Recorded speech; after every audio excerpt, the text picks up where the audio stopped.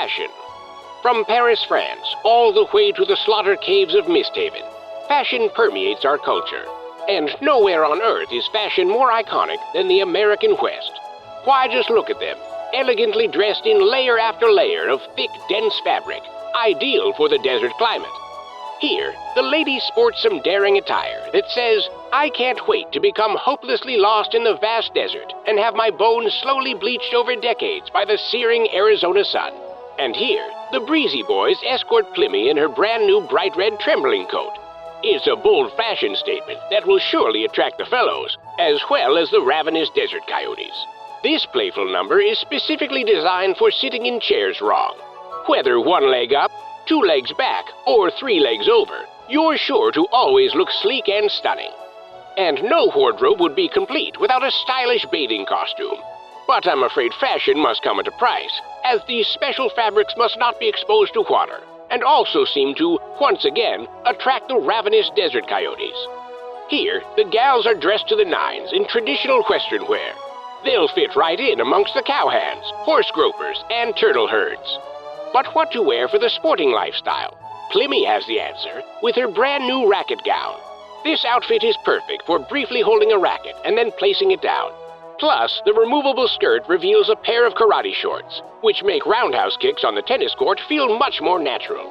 Here, Volvo wears a bright circular pattern to confuse and confound any nearby cheetahs. And here comes Plimmy, dressed in medieval falconer's garb.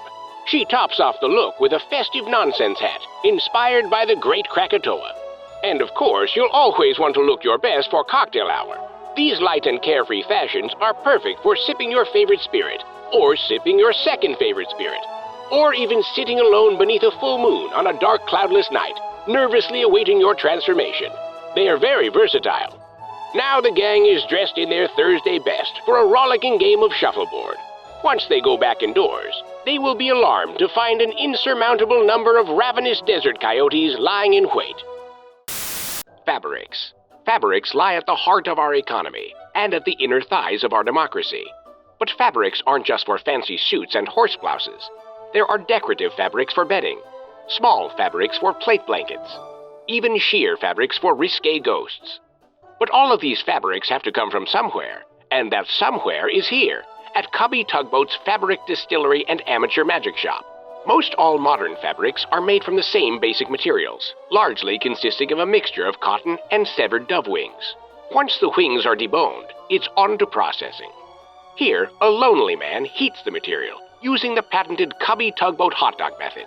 The aromatic scent of charred dove lets the worker know it's just right. That's the tugboat promise. Next, it's on to the gazing phase. Here, Barbara focuses squarely on the middle distance, careful not to look too intensely. And here's Cubby now, servicing a faulty machine. Sounds like another jammed beak. The scientific wonders of Silkens. Silkens is the only shampoo and conditioner designed by an electronical computer, so having dry, brittle hair simply does not compute. Silkens is specially formulated to remove oil, wiper fluid, queso dip, and even dried otter bile, leaving your hair smooth and radiant. Silkens gives your hair a deep clean without disturbing the lice and mites. And only Silkens offers alluring fragrances like Parmesan, New Sedan, and Cajun Gumbo. Silkens. The artistry of the hairdresser. For some, this iconic sign serves as a warning beacon that the fabled manticore is near. But it can also mean the presence of a barbershop. And this particular barbershop specializes in flat tops, though they can also give patrons a St. Torben's pompadour, or even a New England nipple dip, if weather permits. Young Jarsh has never been to a barber before, so he's unaccustomed to the smell of cured meats and pickle brine. Barber Rufus first covers the customer with a drop cloth to absorb the inevitable liquids and waxy excretions, all too common with barbering. 93% of hair grooming is showmanship and theatrics. Rufus makes certain to continuously make the snipping sound to help sell the ruse. Jarsh is still nervous about his haircut, but his father reassures him by calmly smiling through the searing pain. Rufus applies liberal amounts of sweet whipping cream. The carpenter ants will make quick work of the remaining stubble. But barbers are not the only sort of hairdressers. Some hairdressers specialize in all-around beautification.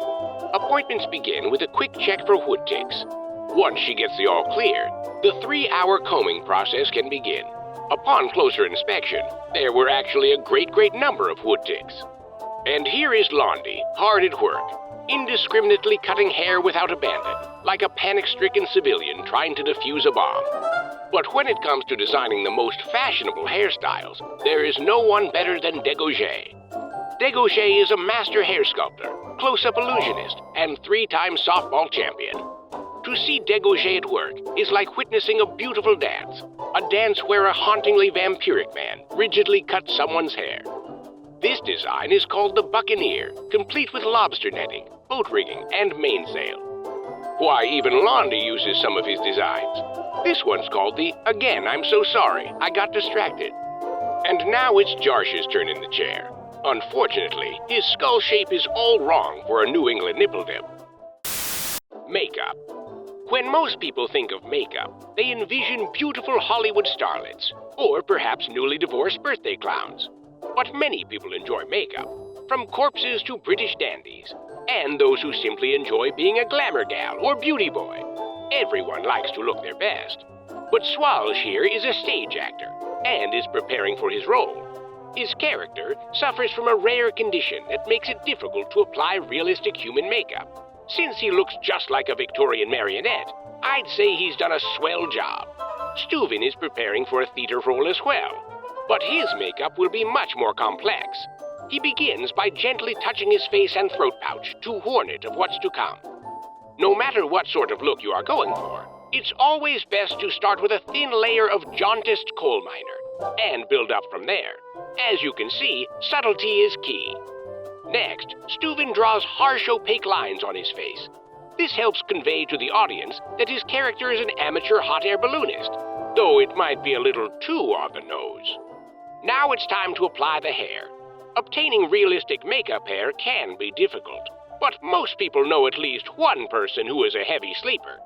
If you can't find any hair donors, you can always shave your own hair. Once applied, some believe this is the most realistic of all. Here, Steuven prepares the hair appliances. There are 2 beard pieces, as well as 2 pieces for his side trestles. The eyebrows won't be placed on his face, however. They will be placed a bit lower.